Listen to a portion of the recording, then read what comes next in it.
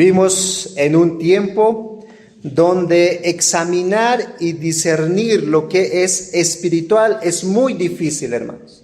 La época en la cual nos ha tocado vivir, discernir qué espíritu es correcto y qué espíritu es falso, es muy difícil. Hay muchos hombres que dicen ser que han tenido un encuentro con Dios a través de visiones y empiezan a revelar al pueblo de Dios diferentes cosas que no están de acuerdo a la palabra de Dios. Por ejemplo, hace mucho tiempo un pastor enseñó a su iglesia diciendo que Dios le había dado una revelación que tenían que construir toda una ciudad para el pueblo de Dios. Y para ello este pastor mandó a traer todas las ofrendas que pudieran e hicieron subastas para que puedan conseguir el dinero y construir esa ciudad. Ya muchos se darán cuenta quién es ese predicador, ¿no? Y para muchos de los que escuchaban esto, eso parecía espiritual. Por otro lado, nuestro país tiene una influencia mística y decimos que las cosas espirituales se deben entender con las realidades místicas. Por ejemplo, ¿no? Algo que he escuchado, algo común en nuestro barrio es cuando un bebé se cae, se asusta, hay que llamar su ánimo. ¿Han escuchado eso?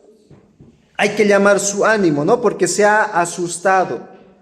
Algunos cuando se enferman y llevan al médico, no detectan la enfermedad, entonces buscan al curandero.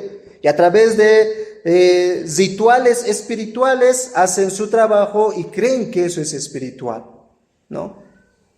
Bolivia es conocido como un lugar, ¿no?, místico. Además, en esta época posmoderna en la cual nos toca vivir, está influenciada por las emociones y las experiencias. Si en mi experiencia, ¿no?, que yo he hecho esto, me hace sentir bien, entonces eso es la verdad. Así es como se guía en esta época posmoderna. Lo que gobierna a las personas no es ahora la razón, sino son los sentimientos y las experiencias. De ahí que algunas iglesias evangélicas se han ido a un extremo de solo sentir y experimentar ciertas sensaciones espirituales, como hablar en lenguas, balbucear, sentir el fuego del Espíritu, ¿no? Y estas iglesias dicen, si no sientes al Espíritu Santo que entra por tu cuerpo, entonces no eres espiritual, no tienes el Espíritu Santo. La pregunta es, ¿qué realmente es espiritual? ¿Y qué no es espiritual? ¿Cómo podemos discernir qué viene del Espíritu Santo y qué no viene del Espíritu Santo? Y esa es la incógnita que tienen los corintios. Ustedes recordarán que la ciudad de Corintio se caracteriza por la inmoralidad y por la idolatría. Ellos habían crecido, muchos de estos cristianos en Corintio, en medio de una ciudad pagana, donde ellos hacían fiestas y sacrificios a sus ídolos. Eso hemos visto en el capítulo 8 de Corintios. Y esta influencia idolátrica que era de su vieja naturaleza, ahora que son cristianos, ellos estaban queriendo experimentar esas mismas sensaciones espirituales dentro de la iglesia. Y ustedes pueden darse cuenta que la iglesia de Corintio ha sido bendecida con muchos dones espirituales. Y ellos no están pudiendo discernir aquellas cosas. ¿Qué realmente viene del Espíritu Santo? Ellos se están concentrando en las experiencias y en los sentimientos. Lo que habían experimentado en su vida pasada, adorando a los ídolos, eso mismo ahora quieren experimentar dentro de la iglesia. Por eso Pablo en estos primeros 3 versículos nos va a ayudar a identificar qué es lo espiritual y qué no es lo espiritual. Pablo en estos primeros 3 versículos nos va a ayudar a identificar qué viene del Espíritu Santo y qué es lo que no viene del Espíritu Santo. De ahí el título que le hemos puesto a nuestra enseñanza, Evidencias de la verdadera espiritualidad. Y podemos hacerle la pregunta a nuestro texto, ¿cuáles son las evidencias de aquel que es guiado por el Espíritu Santo? Todo aquel que ha nacido de nuevo tiene el Espíritu Santo. Ahora tú puedes examinar si el Espíritu Santo está obrando en ti. ¿Y cuáles son esas tres evidencias que nos muestra aquí? En primer lugar, aquel que es guiado por el Espíritu Santo, versículo 1 dice, no ignora la verdad. No ignora la verdad. Versículo 2 nos dice, se aleja de la idolatría. Y versículo 3 nos dice, reconoce el señorío de Cristo.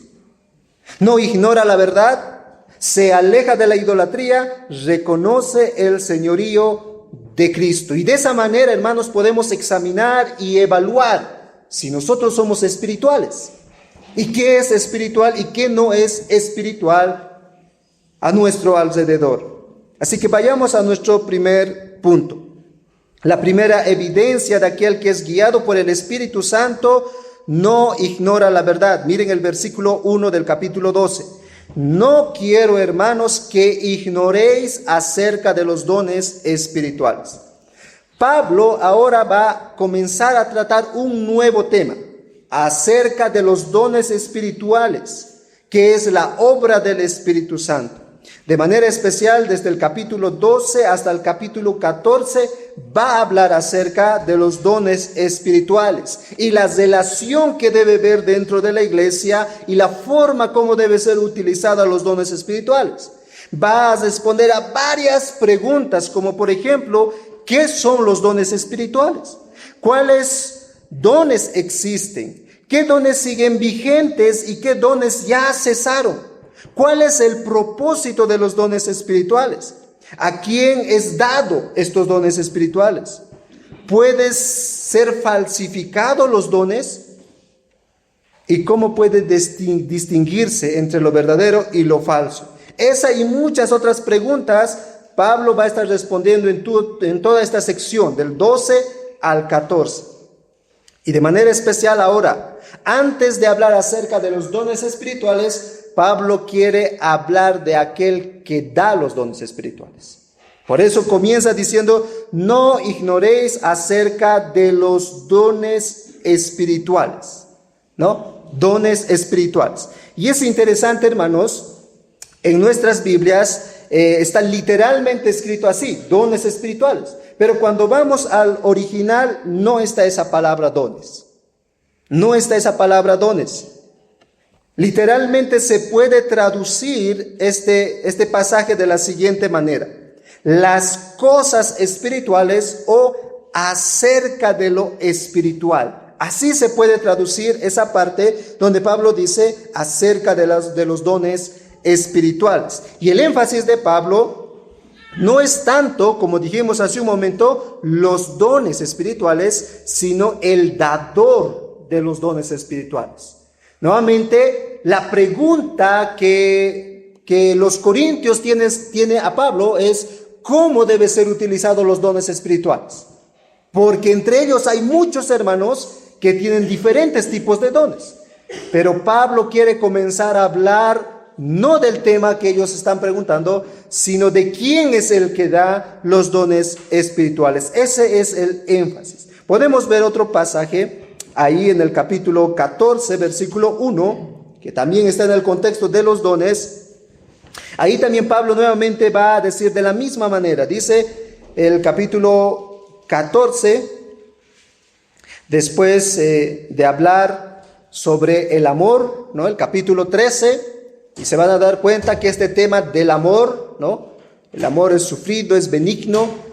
Este tema está en el contexto de la iglesia, en el contexto de la relación los unos a los otros. Dice el capítulo 14, versículo 1, seguid el amor y procurad los dones espirituales.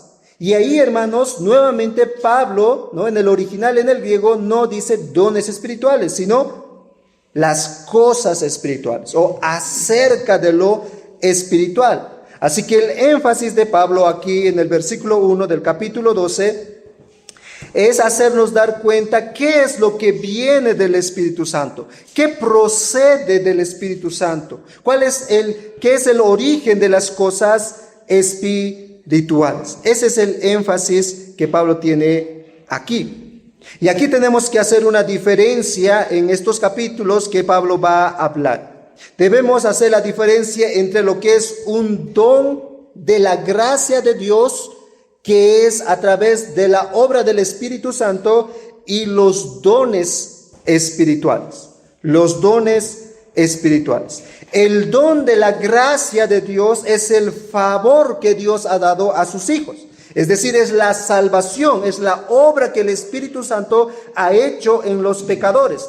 Y los dones espirituales son las habilidades que Dios ha dado a los creyentes para el ministerio y la edificación de la iglesia. Así que Pablo quiere que los corintios se centren en la obra sobrenatural del Espíritu Santo, comenzando esta sección en el capítulo 12. Quiere que ellos puedan pensar en aquello que el Espíritu Santo hace, en los resultados que el Espíritu Santo causa en los hijos del Señor, para que ellos puedan comprender mejor cómo deben utilizar los dones espirituales entre ellos. Así que Pablo omite esa palabra dones que está en nuestras Biblias, en el original, para hacer énfasis al dador de los dones. Todo aquello que le pertenece al Espíritu Santo y todo lo que procede del Espíritu Santo.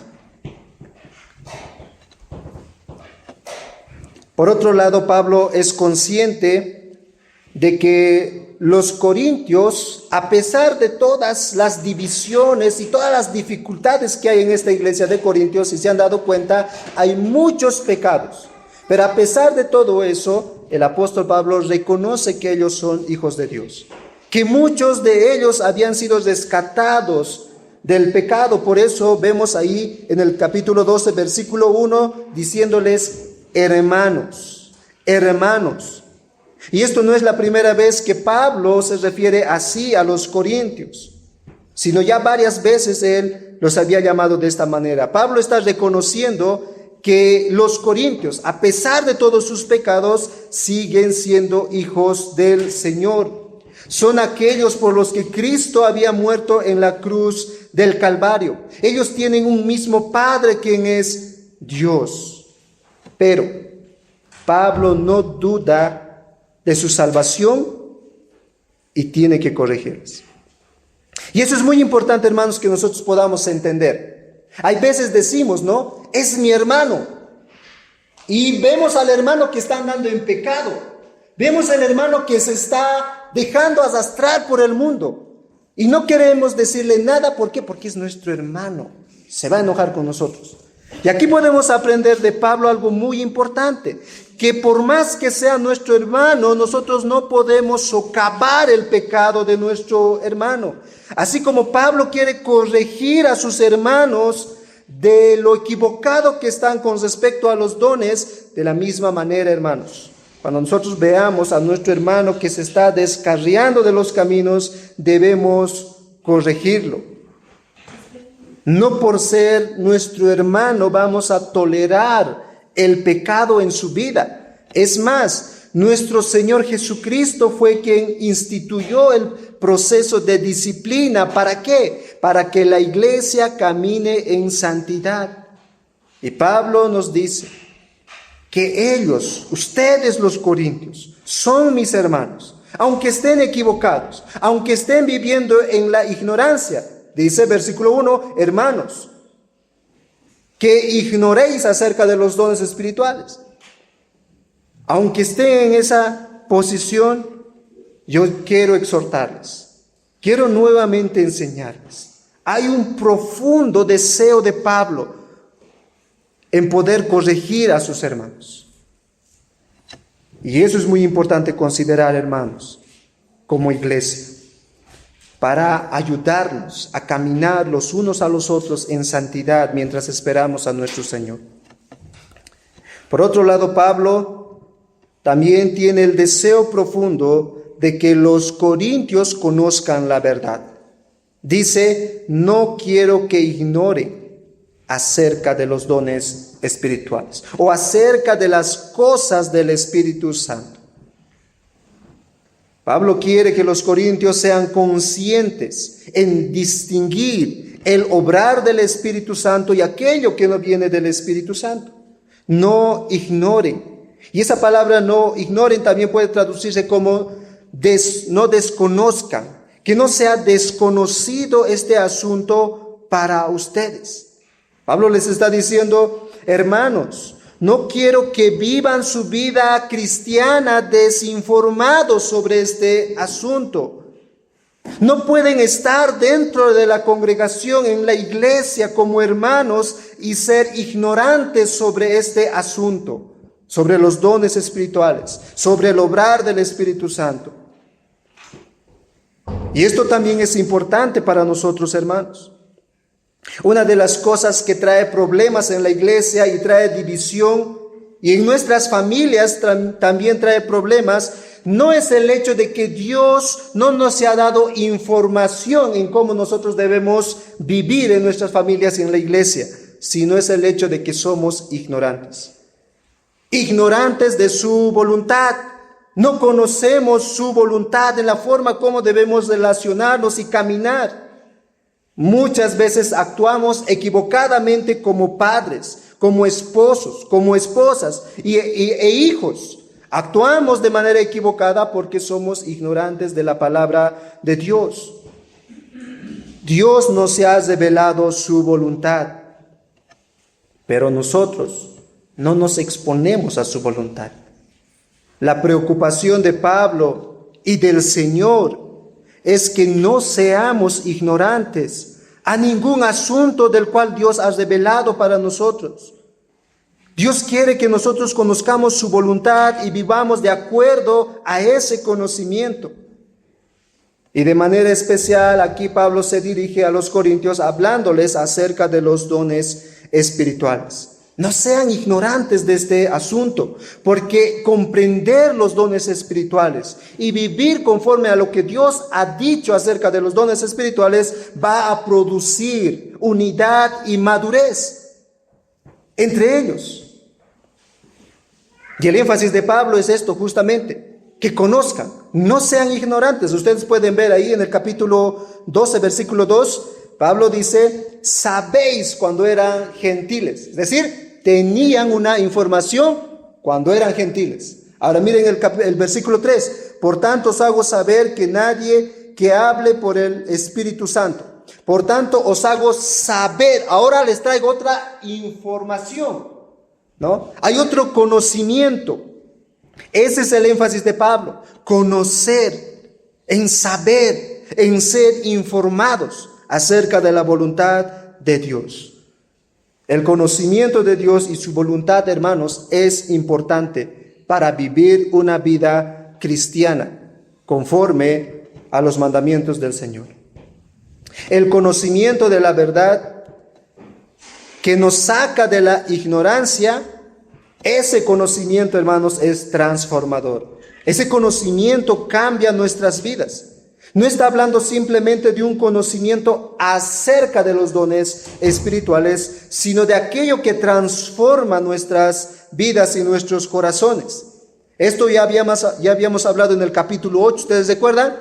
Que hay un conocimiento orgulloso, hay un conocimiento que envanece, pero hay un conocimiento que nos lleva al amor. Hay un conocimiento que nos lleva al amor sacrificial y servicial hacia los demás. Y este conocimiento viene del Señor porque Él nos conoció primero a nosotros, lo dijo en el capítulo 8, versículo 3. Pero si alguno ama a Dios, es conocido por Él. Nosotros podemos amar porque Él nos amó primero.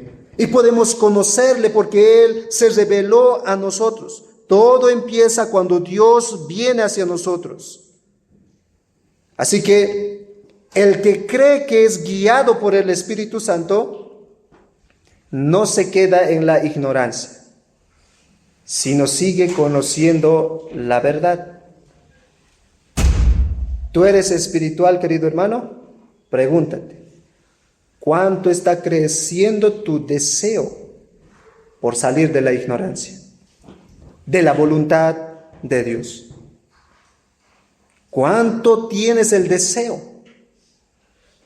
Cuando llegue el día martes y estás en el trabajo, ¿cuánto el Señor produce en tu vida de decir, ya va a ser la salida para ir al culto de oración? O cuando llega el día sábado, fin de semana, algunos salen más temprano de su trabajo. ¿En cuántos de nosotros está, nuevamente voy a ir a conocer al Señor? La verdadera espiritualidad en nuestras vidas es que el Espíritu Santo quiere hacernos salir de la ignorancia y llevarnos a la verdad. Así que esta es la preocupación de Pablo a los corintios. Tienen que conocer acerca de las cosas espirituales. Tienen que conocer acerca de los dones espirituales. Como bien lo dijo John MacArthur, la iglesia no puede funcionar y ciertamente no puede madurar sin usar correcta y fielmente los dones que Dios da a su pueblo para el ministerio. Así que cualquiera de nosotros que somos creyentes y que todavía no hemos identificado nuestros dones, puede ser una de las causas del por qué no estamos madurando o del por qué tú no estás madurando en la fe. Los dones espirituales es un tema sumamente importante para la congregación, para la fortaleza y la unión de la congregación. Así que no te quedes, querido hermano, en la ignorancia. Busca la verdad, conoce la verdad. En segundo lugar, la segunda evidencia que Pablo nos da de aquellos que son guiados por el Espíritu Santo, en el versículo 2 dice que se aleja de la idolatría. Dice, sabéis que cuando erais gentiles se os extraviaba llevándoos como se os llevaba a los ídolos mudos. Pablo ahora quiere llevarles al pasado a sus hermanos. Quiere traer a su memoria de dónde Dios los había sacado. Y eso es muy útil, hermanos, muchas veces para nosotros. En algún momento Pablo dice que eso es saludable, regresar al pasado de donde Dios nos ha rescatado. Pero también esto es importante, recordar el pasado, porque nos ayuda a confirmar si Dios realmente nos ha sacado de esa vieja vida.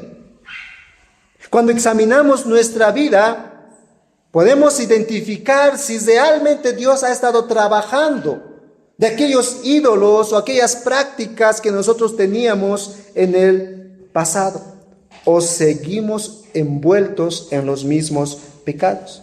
Así que Pablo hace un retroceso en sus vidas. Quiere hacerlos pensar nuevamente en aquello que muchos de estos corintios eran. ¿Y qué parte de su vida pasada trae a la memoria de los corintios? La parte donde ellos adoraban a los ídolos. Es como en nuestro contexto, ¿no?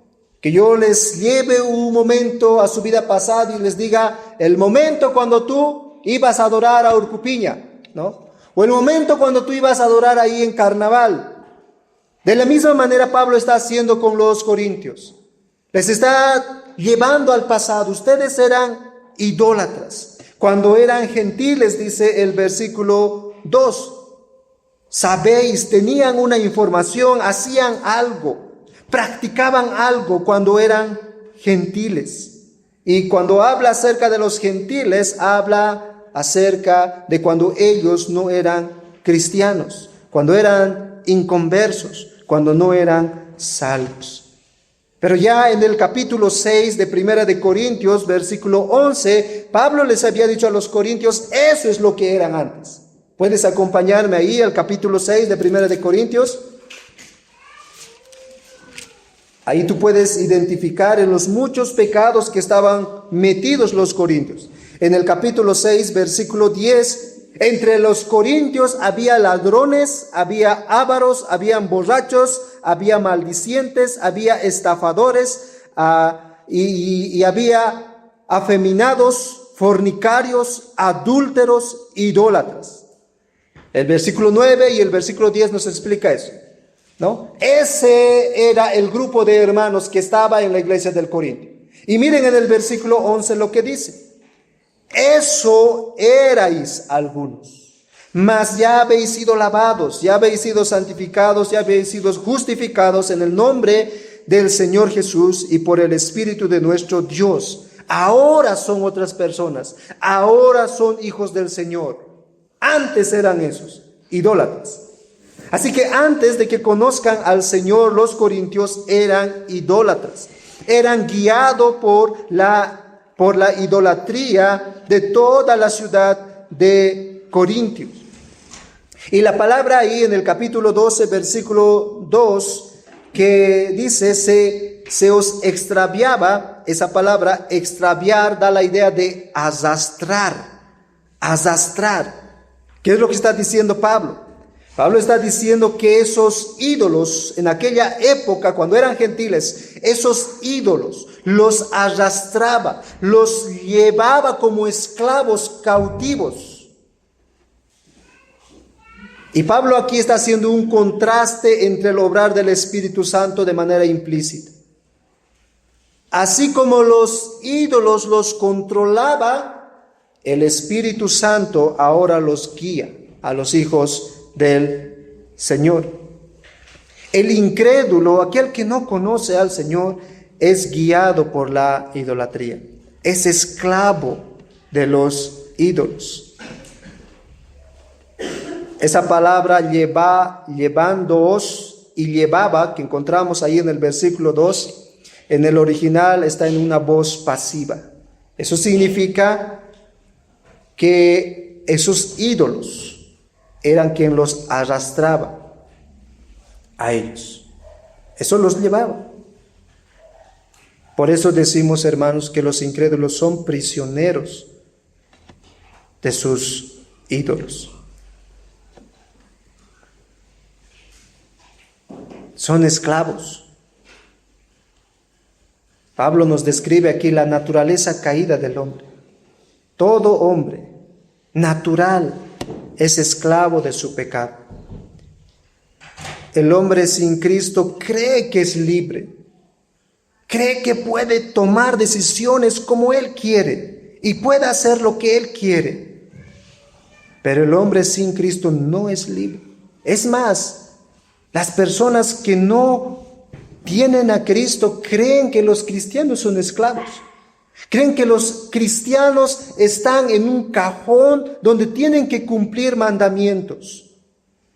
¿Qué es lo que dijo el Señor Jesucristo? Que la verdad nos hace libres. ¿Quién es libre realmente en este mundo? ¿Es el incrédulo que goza de todos los deseos y satisface todos sus deseos carnales? ¿O es el creyente que anda en la verdad que ha revelado Dios en su palabra? Queridos hermanos, no hay por qué envidiar a un incrédulo. Jóvenes, adolescentes, a sus compañeros del colegio que pueden irse a malgastar el dinero e irse con sus amigos por ahí, por allá. Hay veces les decimos a nuestros papás, pero papá, ¿por qué ellos tienen esa libertad de hacer lo que ellos quieren y yo no? La verdadera libertad está en andar en los mandamientos del Señor. Eso no es libertad, eso es esclavitud. Cuando esos jóvenes quieren hacer lo que ellos quieren, eso es esclavitud. Están esclavos de sus propios deseos. Y eso es lo que Pablo está diciendo aquí. Cuando ustedes eran gentiles, eran esclavos de sus ídolos. Eran arrastrados una y otra vez. ¿Y cómo eran estos ídolos? Versículo 2 dice que ellos eran mudos, ¿no? Ellos eran mudos. Así son los ídolos, hermanos. Son mudos, porque aunque tenga boca un ídolo, no puede hablar. Pero ¿qué es lo peligroso, hermanos, de la idolatría? Lo peligroso de la idolatría es que mientras nosotros somos guiados por los ídolos, creemos que somos libres, ¿no? Creemos que en nuestra libertad estamos haciendo lo que nosotros creemos, pero estamos siendo esclavos de esos ídolos. Y lo peligroso es, como Pablo lo dijo anteriormente en el capítulo 10, que detrás de esos ídolos están los demonios. Pablo dijo que un ídolo no es nada, no existen los ídolos, pero se hacen reales en la mente de aquel que los adora.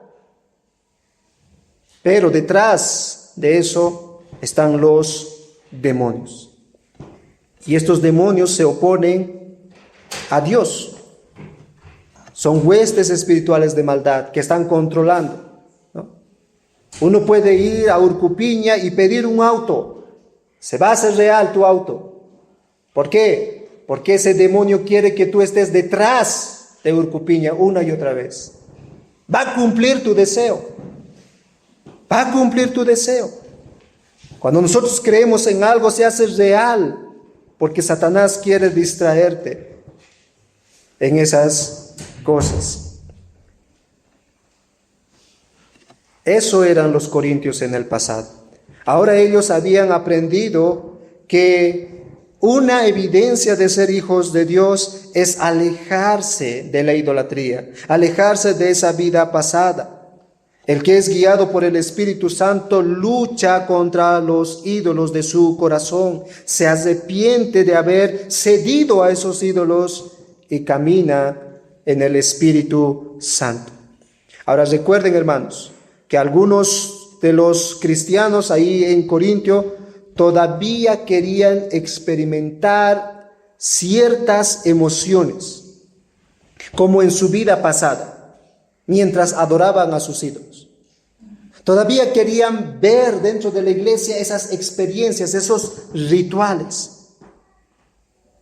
Ellos creían que ahora, estando en la iglesia, podemos también experimentar ciertas sensaciones. Y Pablo dice no. Pablo dice no. Pablo dice, aquel que tiene el Espíritu Santo se aleja de su vieja pasada, se aleja de los ídolos. Así que tener una nueva vida significa que no podemos estar viviendo en el pasado. Todavía algunos hermanos, cuando no encuentran solución, como decía en la introducción, en los médicos, llamamos a los curanderos para que solucionen esos problemas. Todavía buscamos, ¿no?, los estudiantes que no estudian para su examen, ¿no?, todavía confían en la suerte, a ver si le achunto, ¿no? No, Pablo dice no, eso éramos antes, ahora somos una nueva criatura. Aquel que tiene al Espíritu Santo y es guiado por el Espíritu Santo, entonces se aleja de la ignorancia, busca la verdad, deja sus ídolos del pasado y anda en el Espíritu Santo, y por último reconoce el señorío de Cristo. Miren versículo 3. Por tanto, os hago saber que nadie que hable por el Espíritu de Dios llama anatema a Jesús, y nadie puede llamar a Jesús Señor sino por el Espíritu Santo. Esta es la primera conclusión que Pablo va a dar en toda esta sección. Por tanto, ¿no? Después de decir esto, esto es lo que ocurre en aquel que es guiado por el Espíritu Santo. Pablo va a mostrar un contraste entre aquel que tiene el Espíritu Santo y es guiado por el Espíritu Santo, y aquel que no tiene el Espíritu Santo y que cree que tiene el Espíritu Santo. De manera especial nos ayuda a identificar qué realmente viene del Espíritu Santo. Y pueden ver ahí el versículo 3 nuevamente. Lo primero que Pablo nos dice, aquel que tiene el Espíritu Santo, que viene del Espíritu Santo, no rebaja a Cristo, no minimiza a Cristo. Miren versículo 3, la primera parte.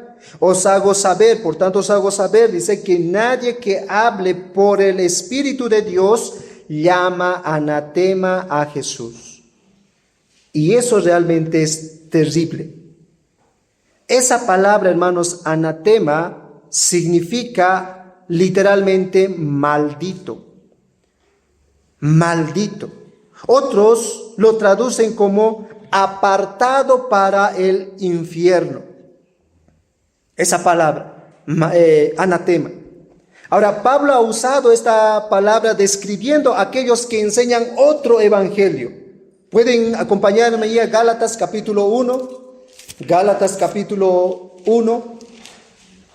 Pablo tiene que corregir a las iglesias de Galacia cuál realmente es el verdadero evangelio. Entonces, hay algunos que están enseñando un evangelio falso.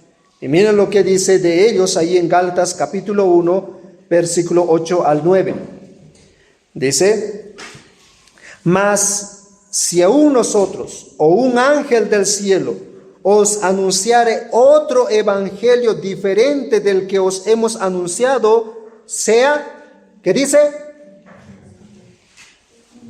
Anatema. Versículo 9. Como antes hemos dicho, también ahora lo repito, si alguno os predica diferente evangelio del que habéis recibido, sea anatema. Pablo está diciendo que cualquiera persona, aún si fuera un ángel, les enseña un evangelio distorsionado, este es condenado al infierno. Este es maldito. Este es maldito. El evangelio que ha enseñado Pablo no debe ser cambiado. El evangelio que nos ha presentado el Señor no debe ser cambiado. Cualquiera que cambie ese mensaje, el evangelio, es condenado al infierno, es lo que está diciendo el apóstol Pablo. Por eso, queridos hermanos, cuando viene un testigo de Jehová a tu puerta, tú puedes preguntarle, ¿no? ¿Qué es el evangelio? Y si el testigo de Jehová no te describe el evangelio como está en el capítulo 13 de 1 de Corintios, entonces, ¿qué es? Es un anatema. Cuando viene un mormón a tu puerta y decirte, te voy a predicar el evangelio, y tú le escuchas y ves que es otro evangelio, es un anatema. Y no estoy diciendo, hermanos, que ustedes le maldigan, ¿no? Ustedes son malditos, se van a ir al infierno, ¿no? Cuidado que eso esté pasando cuando les visiten ellos. Sino, hermanos, podemos ver en el error que ellos están cuando tienen otro evangelio. Es por esa razón que el único camino, la verdad y la vida que nos lleva al Padre es Jesucristo y su obra. No hay otro camino, no hay otro camino. Quiero llevarte a otro texto más, 1 de Corintios capítulo 16. Posiblemente aquí estamos muchos anatemas.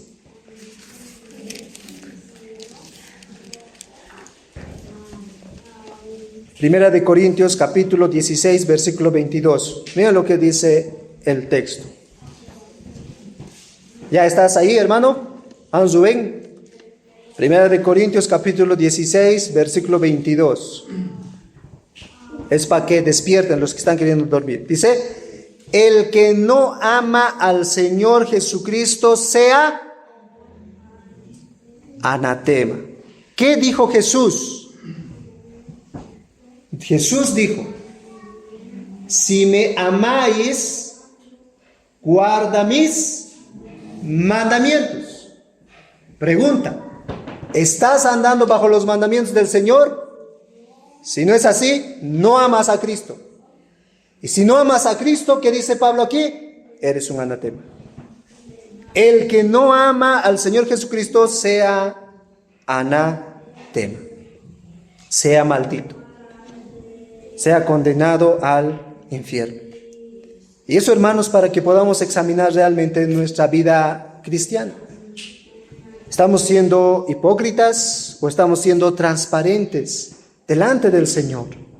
Así que Pablo, hermanos, está utilizando esta palabra fuerte. Realmente esta palabra anatema es fuerte. ¿Qué está diciendo Pablo en 1 de Corintios, o si en 1 de Corintios capítulo 12, versículo 3? ¿Qué está diciendo? Que dentro de la iglesia de Corintios hay algunos que están llamando a Jesús maldito. Maldito. Y la pregunta es, ¿estos que están diciendo así de Jesús realmente son creyentes? ¿Realmente lo que ellos están diciendo viene del Espíritu Santo? ¿Será que esto vendría de la tercera persona de la Trinidad, que rebajen y minimicen a Jesús de esa manera? Claro que no. Decir que Jesús es maldito es negar la obra de la cruz. Y si niegan la obra de la cruz, no hay salvación, no hay cristianismo. Así que eso no viene del Espíritu Santo. No viene del Espíritu Santo. Esto es una falsa espiritualidad. Todo aquel que dice que Jesús es anatema no viene del Espíritu Santo. Así que cada vez que nosotros desobedecemos y andamos en contra de los mandamientos, puedes examinar tu vida. Eso no viene del Espíritu Santo. Cuando tú caes en el pecado, no es que el Espíritu Santo te guió ahí. No.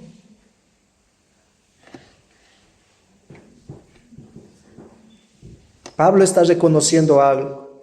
Pablo está diciendo que nosotros no podemos identificar el corazón de los demás, pero sí podemos escuchar lo que ellos dicen. Y al parecer, entre los hermanos de Corintio hay algunos que están enseñando y están minimizando a Cristo. Y si están minimizando a Cristo, Pablo dice, eso no viene del Espíritu Santo. Cuando uno minimiza la obra de Cristo, está diciendo que Jesús es anatema. Y si eso pasa, estamos diciendo que no tenemos al Espíritu Santo. Y si no tiene al Espíritu Santo, entonces es un incrédulo. Cualquier iglesia que dice ser espiritual, pero que minimiza al Señor Jesucristo, dice, es anatema. ¿Por qué? Porque el propósito del Espíritu Santo, hermanos, es exaltar a Cristo. Miren en el versículo 3 nuevamente ahí. Dice, por tanto os hago saber que nadie que hable por el Espíritu de Dios llama anatema a Jesús, y nadie puede llamar a Jesús Señor sino por el Espíritu Santo. El propósito del Espíritu Santo es exaltar a Cristo. Es hacer que reconozcan el señorío de Cristo en la iglesia y en nuestras vidas. Y esto es lo que dijo el Señor Jesucristo antes de ir a la cruz. Ustedes pueden ir ahí a Juan capítulo 16, versículo 4 al 15. Los discípulos estaban tristes porque Jesús les había dicho, voy a morir, voy a ir a la cruz, pero voy a resucitar al tercer día, pero luego me voy a ir nuevamente a la diestra del Padre, ¿no? Y los discípulos están tristes, pero ahora no vamos a estar contigo. Y entonces Jesús tiene que decirle, tranquilos. Vendrá el Consolador, y este Consolador hará y convencerá al pecador de su pecado, de su juicio y su justicia. Esa será la obra del Espíritu Santo, les dice ahí en el capítulo 16 de Juan. Pero además les dice que el Espíritu Santo los va a guiar a toda verdad. Miren ahí en el versículo 13. Juan 16, 13 dice, pero cuando venga el Espíritu de verdad, que es el Espíritu Santo, Él os guiará a toda la verdad, porque no hablará por su propia cuenta, sino que hablará todo lo que oyere y os hará saber las cosas que habrán de venir. Ahora noten el versículo 14. Él, ¿quién es ese Él? El Espíritu Santo. Él me glorificará, porque tomará de lo mío y os lo hará saber. Este es el propósito del Espíritu Santo: exaltar a Cristo, glorificar a Cristo, llevar a Cristo en lo más alto, en la iglesia y en nuestras vidas. Ese es el propósito del Espíritu Santo. Así que el que tiene al Espíritu Santo reconoce el señorío de Cristo en sus vidas. Pero el que no tiene el Espíritu Santo, dice el versículo 3, no puede. No puede, dice el versículo 3, nadie puede llamar a Jesús Señor. Nadie es capaz para reconocer a Cristo como su Señor, si no es por el Espíritu Santo. Solo el Espíritu de Dios es el que habilita a una persona pecadora para reconocer que Jesús realmente es el Señor.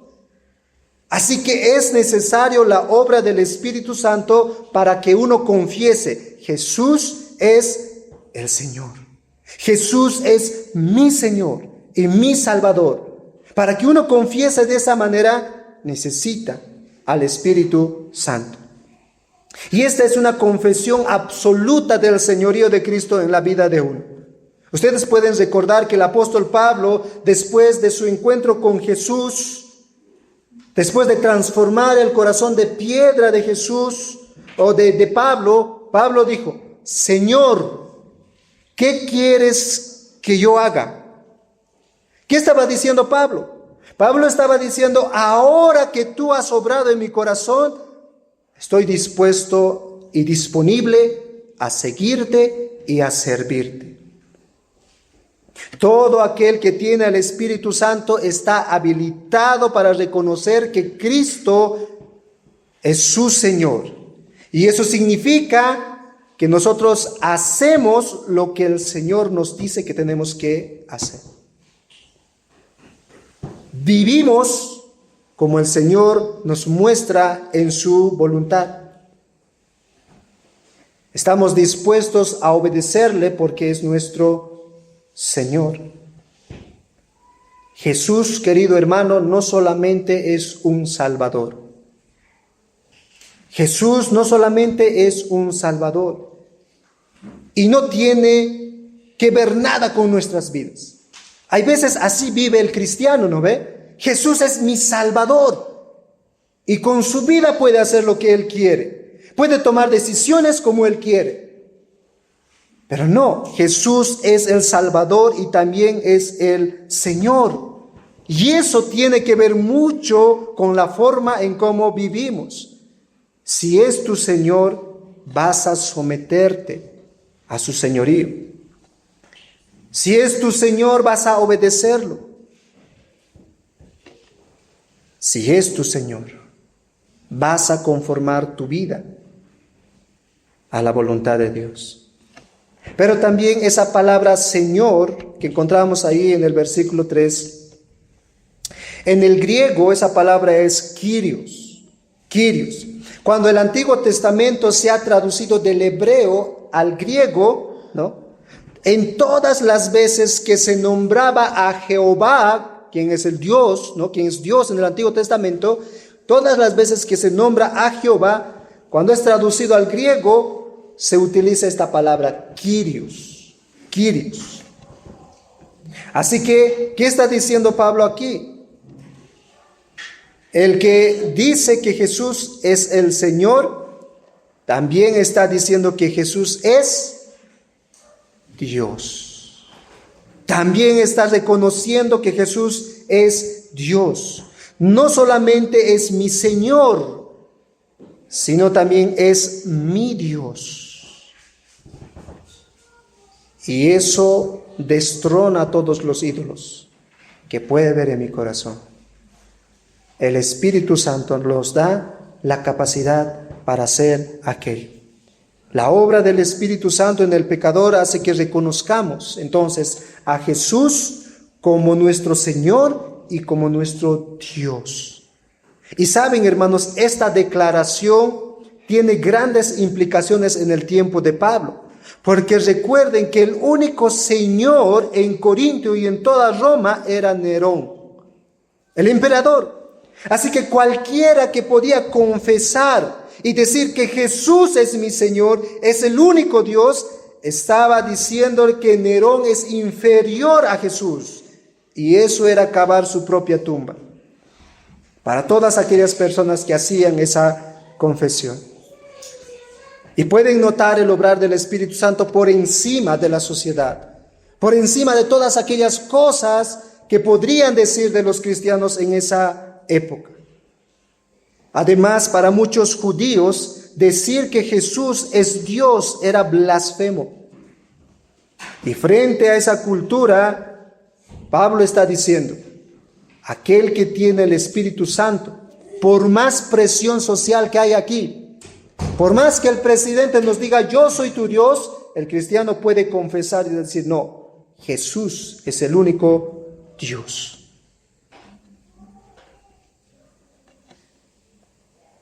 Así que Pablo dice, aquel que tiene el Espíritu Santo exalta a Cristo, lo glorifica, reconoce a Jesús como el Señor de su vida. ¿Qué es lo que vimos en esta mañana? Vimos que aquel que es controlado por el Espíritu Santo, primero, no se queda en la ignorancia, busca la verdad. Segundo, aquel que tiene el Espíritu Santo se aleja de la idolatría, se aleja de su vida pasada y anda en el Espíritu. Tercero, todo aquel que tiene el Espíritu Santo reconoce a Jesús como su Señor y su Dios. Y todos los demás ídolos están a un lado. Para terminar, quisiera dar algunas aplicaciones. Hermanos, yo les pregunto, ¿te has quedado en la ignorancia de la voluntad de Dios? ¿O te estás quedando, querido hermano, en la ignorancia de la voluntad de Dios? ¿Ya no tienes el deseo de seguir conociéndole a este Dios? Muchos de aquí en un principio estaban martes, sábado y todos los tiempos que habían discipulado aquí. Pero que el Señor pueda ayudarte nuevamente a examinar tu vida. ¿Qué es lo que ha pasado contigo? ¿Estás siendo guiado por el Espíritu Santo? ¿Saben, queridos hermanos? Un profeta del Antiguo Testamento dijo, por falta de conocimiento mi pueblo perece. La causa por la que tenemos conflictos, por la que experimentamos consecuencias malas y terribles por causa de nuestras malas decisiones, es porque no conocemos su voluntad. Así que, hermano, el Señor te manda a través de este pasaje que salgas de la ignorancia, que salgas de la ignorancia y de manera especial que tú puedas seguir conociéndole al Señor acerca del obrar del Espíritu Santo. Pero también quiero que puedan notar que la aplicación es más general ahí en el versículo 1. Puedes tú preguntarte, ¿en qué asunto eres ignorante de la palabra de Dios? ¿En qué asunto de tu vida eres ignorante? Por ejemplo, hermano, ¿cómo tú debes relacionarte con el dinero? ¿Qué dice Dios de eso? ¿Eres ignorante? Sal de la ignorancia. Si tú eres papá, ¿eres un padre conforme al corazón de Dios? Si eres ignorante de eso, sal de la ignorancia. Si eres una mamá, ¿cómo es una madre conforme al corazón de Dios? Si tú no sabes, sal de la ignorancia. Adolescentes, jóvenes que son hijos, si tú no sabes cómo tú debes relacionarte con tu padre, sal de la ignorancia. De lo contrario, querido hermano, vas a seguir cometiendo los mismos errores que antes. Vas a seguir tropezando en las mismas cosas una y otra vez. Seguirás confiando en el curandero. Seguirás confiando en tu propia prudencia. Seguirás confiando en la suerte.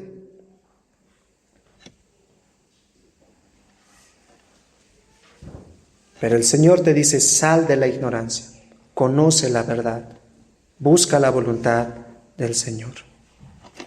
Pero también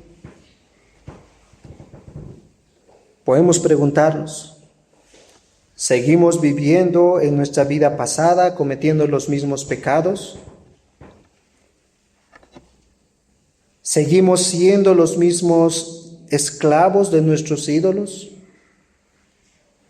No existen los ídolos, pero seguimos siendo sus esclavos, que detrás de ellos están los demonios. ¿Qué ídolos están controlando tu vida, hermano?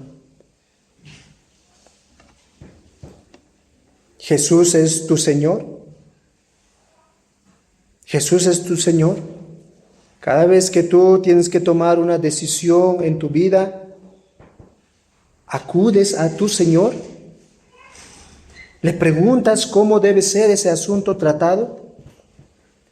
Le rindes adoración. Le glorificas a Él. Obedeces sus mandamientos. Amas al Señor.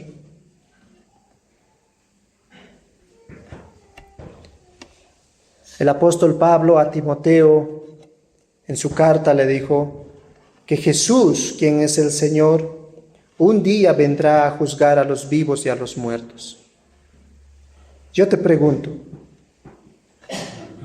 ¿Él te reconocerá como su hijo o como su enemigo? ¿Es para ti Jesús tu Señor?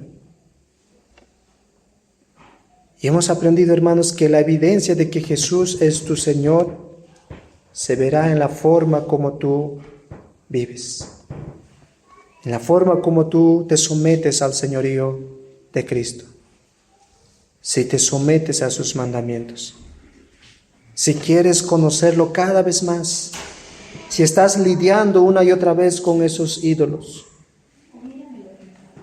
Pero si no es así, Jesús el Señor vendrá a juzgar.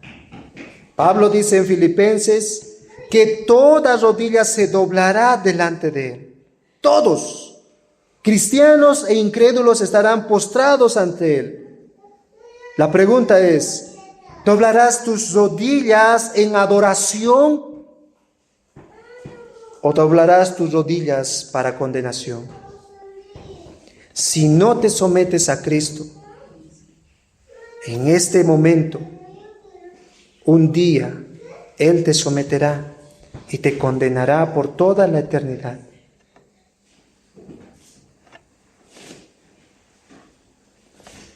Este pasaje es para que nosotros podamos examinar nuestras vidas.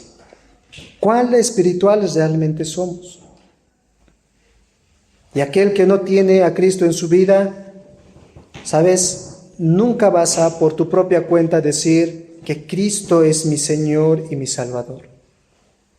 No. Pídele al Espíritu Santo que te dé un nuevo corazón, reconociendo tus pecados, para que veas a Cristo como tu Señor y tu Salvador. Porque Cristo es el Señor y es el Salvador. Es el Salvador quien te puede salvar para siempre. No solamente te salva de la condenación eterna, de la ira de Dios, sino te salvará una y otra vez de ti mismo. Él es nuestro Salvador. Pero también Él es el Señor, que si tú vienes a Él, tienes que someter tu vida a Él.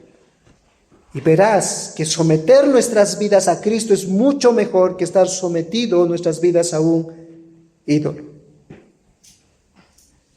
Así que ven a Cristo, pídele al Espíritu Santo para que Él te habilite y tú puedas confesar, Cristo es mi Salvador y mi Señor.